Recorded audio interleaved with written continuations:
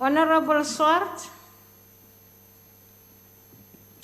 Thank you, House Chair. House Chair, the ACDP would firstly like to extend its heartfelt condolences to the family, friends, and ANC colleagues of the Honourable Hisham Mohammed, who passed away suddenly yesterday.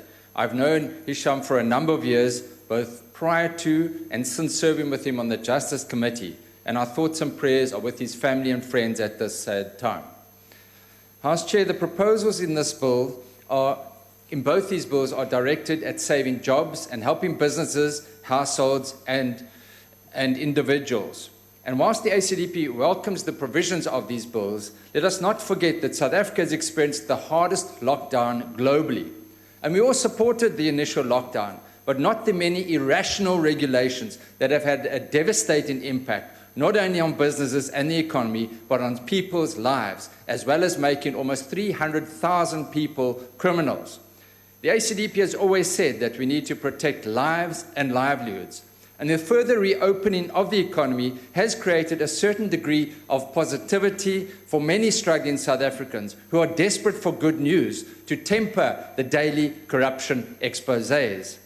The lockdown has also had an equally devastating impact on tax collection, with a loss of more than 3 billion rand in tax revenues. The country has been forced to loan billions of rands as part of the relief package, which must be paid back. Sadly, billions of rands have been misappropriated by unscrupulous, politically connected individuals, and this at the expense of healthcare workers on the front lines who do not have sufficient PPEs to protect themselves. This is scandalous. This could have been prevented, but was not. The ACDP particularly welcomes the special tax dispensation for PBOs that provide disaster relief.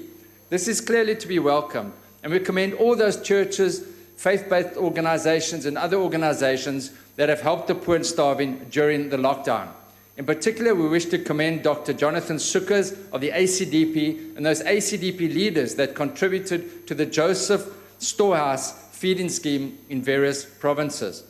It is disgraceful, however, that it took a Western Cape High Court order to squash government's intended food distribution restrictions, which would have prevented people from distributing and receiving food aid. It also took a Gauteng High Court to compel basic education to continue feeding 9 million hungry school children. Where is the compassion? Meantime, billions of rands are being looted in a feeding frenzy of BPE contracts. No wonder there is an unprecedented outrage against the ANC government, leading to President Ramaphosa correctly admitting that, quote, the ANC and its leaders stand accused of corruption. However, talk is cheap. What we need now is action. We need to see people behind bars and ill-gotten gains recovered. The ACDP support these bills. I thank you. Thank you.